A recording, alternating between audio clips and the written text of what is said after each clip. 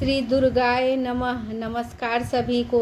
मैं दुर्गा पाठ पहला अध्याय करने जा रही हूँ, आप लोग जरूर सुने। ओम प्रथम चरित्र ब्रह्मा ऋषि महाकाली देवता गायत्री छंदा शक्ति रक्तदंतिका बीज अग्नि तत्व और ऋग्वेद स्वरूप है। श्री महाकाली देवता की प्रसन्नता के लिए प्रथम चरित्र के जप में विनियोग किया जाता है।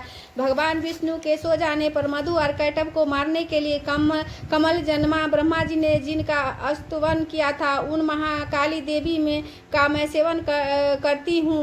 वे अपने 10 हाथों में खड्ग चक्र गदा बाण धनुष परित शूल भुसुंडी मस्तक और शंख धारण करती है। उनके 3 नेत्र है। वे समस्त अंगों में दिव्य आभूषण से विशोभित है। उनके शरीर का कांति नीलमणि के समान है था। वे 10 मुख और 10 पैरों से युक्त है। ओम चंडी देवी को नमस्कार है। मार्कंडे जी बोले, सूर्य के पुत्र सर्वाणी जो 8वें मनु कहे जाते हैं, उनकी उत्पत्ति की कथा विस्तार पूर्वक कहता हूँ, सुनो। सूर्य कुमार महाभाग सर्वाणी भगवती महामाया के अनुग्रह से जिस प्रकार मनवंतर के स्वामी हुए वही प्रसंग सुनाता हूँ। पूर्व काल की बात है। स्वारोचिस मनवंतर में सूरत नाम के एक राजा थे जो चैत्र वंश में उत्पन्न हुए थे। उनका समस्त भूमंडल पर अधिकार था। वे प्रजा को अपने और पुत्रों की भांति धर्म पूर्वक पालन करते थे। तो भी उस समय कोला विध्वंसी नाम के क्षत्रिय उनके शत्रु हो गए। राजा सूरत की दंड नीति बड़ी प्रबल थी। उनका शत्रुओं के साथ संग्राम हुआ। यद्यपि कोला विध्वंसी संख्या में कम थे तो भी राजा सूरत युद्ध में उनसे परास्त हो गए। तब वे युद्ध भूमि से अपने नगर को लौटा और केवल अपने देश के राजा होकर रहने लगे।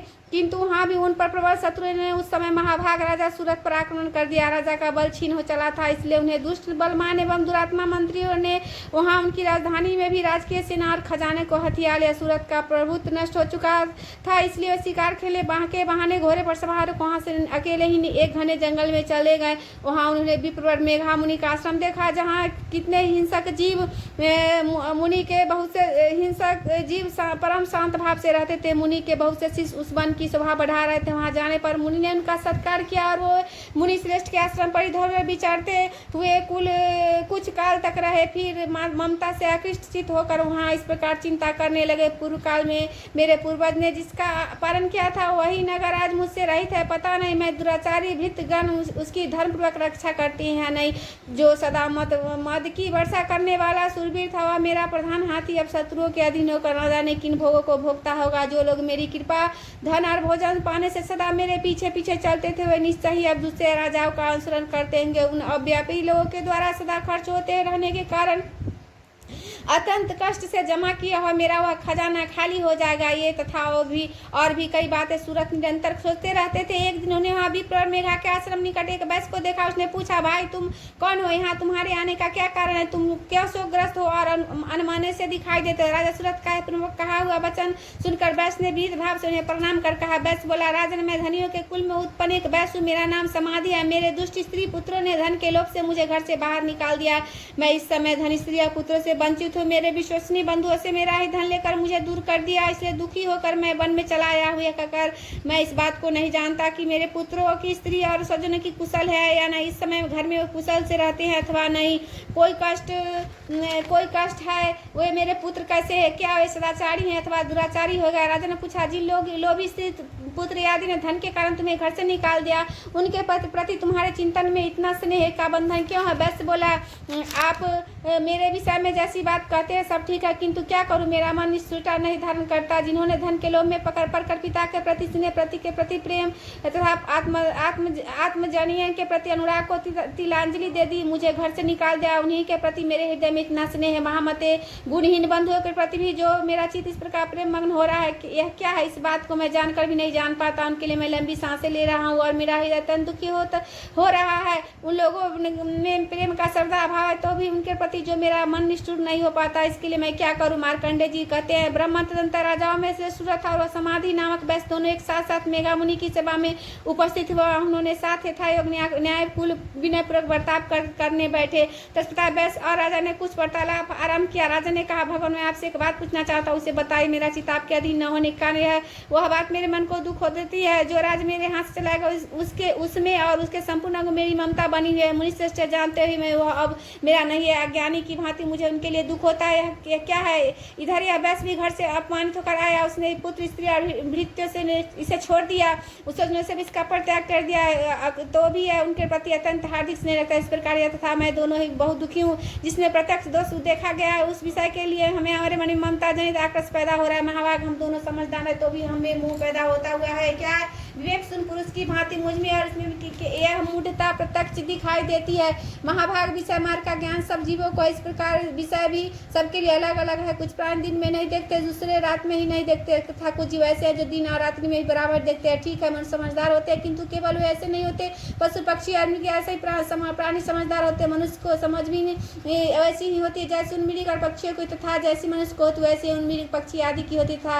यह तथा अन्य बातें प्राय दोनों में समझ होने पर भी इन पक्षियों को देखो, ये संग भूख से पीड़ित होते हैं, मोहवश बच्चों को चोट में कितने चाप से अन्न के दाने डाल रहे हैं।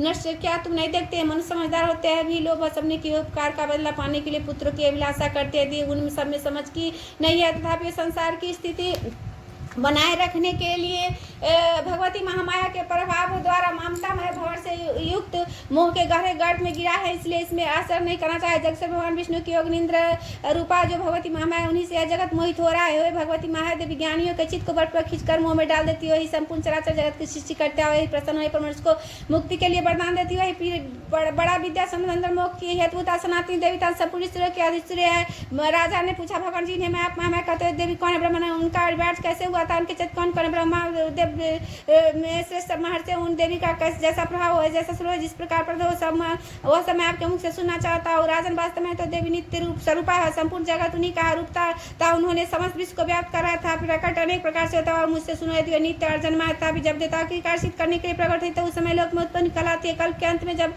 संपूर्ण जगत एकांत वन में निग्न हो रहा था, सबके प्रभु भगवान विष्णु शेषनाग साजा बिछाकर योग निद्रा का आश्रय ले रहे थे। उस समय उनके कानों में मैल से दो भयंकर असुर उत्पन्न हुए जो मधु और कटम नाम से विख्यात हुए। दोनों ब्रह्मा जी का वध करने के लिए तैयार है। भगवान विष्णु ने नाभि कमल में विराजमान प्रजापति ब्रह्मा जी से उन दोनों पर भयानक असुरों को अपने पास आया और भगवान को सोया हुए देखे भगवान विष्णु को जगाने के नेत्रों में निवास करने वाली योग निंद्रा का आस्वादन आरंभ कर दिया, जो इस विश्व के दूसरी जगत को धारण करने वाले संसार का पालन संहार करने वाले था। तेज स्वरूप भगवान विष्णु के अनुरूप सत्य उन्हीं भगवत निंद्रा की भगवान ब्रह्मा स्तुति करने लगे। ब्रह्मा जी ने कहा, देवी तुम स्वाहा, तुम सदा तू ही स्वस्थकार हो, स्वर भी तुम्हारे ही स्वरूप है, तुम ही जीवनदायी सुधा हो। नित अक्षर प्रावण में आकार उकार मकार इन तीनों मात्रा में रूप ही स्थिति होता है। तीन मात्रा के अतिरिक्त जो बिंदु रूपाणी तार्ज माता जिसका विश्व उच्चार नहीं किया तो अभी तुम ही हो। देवी तुम संध्या सविता परम जनी हो, देवी तुम इस विश्व ब्रह्मांड को धारण करते हो, तुम सही जगत की सृष्टि, तुम ही से पालन होता है और सदा तुम ही कल्प में अंत में सबको अपना ग्रास बना लेती हो। जगन में देवी इस जगत की प्रति सृष्टि पाहो, पालन काल में स्थिर पाहो, कल्पांत के समय अहं संहार रूप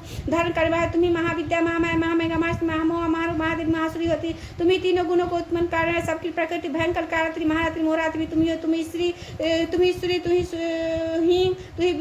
ही बोध स्वरूपा बुद्धि लजा पुष्टि तुष्टि शांति क्षमा तुम ही। तुम खड़गधारी सुंदर गौर चक्र गदा संगम धार कर ब्रह्म पड़ तुम्हारी ऐसा तुम सब समाता। इतना ही नहीं, जितने भी सब एवं सुंदर पदार्थ इन सब में अपेक्षा तुम्हारे सुंदरियों पर और अपर हो, सबसे पर से तुम ही सर्वस्व देवी कहीं भी सब जो बसते हैं उन सबकी शक्ति है। तुम ही इस अवस्था तुम्हारी स्थिति क्या हो सकती जो इस जगत के सृष्टि पालन संहार करते हैं। इन भगवान को भी जब तुमने निंदा से अधीन कर दिया तब तुम्हारी स्थिति में कौन है, यह कौन समर्थ हो सकता है? मुझको भगवान शंकर तथा विष्णु भगवान विष्णु तो तुमने ही संविधान कराया था, तुम्हारी स्तुति करने के लिए किसमें है देह है?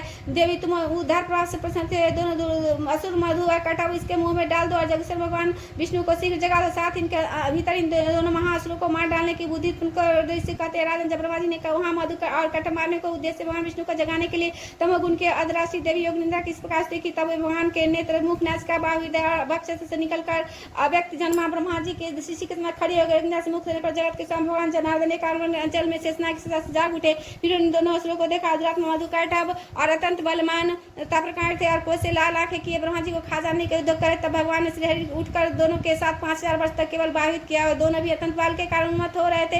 इधर माया ने उन्हें मुंह में डाल रखा है। भगवान विष्णु से कहले हम तुम्हारी बेटा संशय, तुम हम लोगों से कोई वर मांगो। श्री भगवान बोले यदि तुम दोनों मुझ पर प्रसन्न हो तो अब मेरे हाथ से मारे जाओगे, बस इतना ही सही। मैंने वर मांगा है, यहाँ दूसरे किसी वर से क्या लेना? ऋषि कहते इस प्रकार धोखे में आ जाने पर जन्म संपूर्ण जगह में जल जल देखा। तब कमल ने भगवान से कहा जहाँ पृथ्वी जल में डूबी न हो, जहाँ सूखा स्थान वही हमारा वध हो। ऋषि कहते हैं तब तथास्तु कहकर शंख चक्र गदा धारण करने वाले भगवान ने उन दोनों के मस्तक अपनी जांग पर रखकर चक्र से काट डाले। इस प्रकार देवी महामाया ब्रह्मा जी की स्तुति करने पर स्वयं प्रकट हुई थी। अब पुनः तुमसे भगवान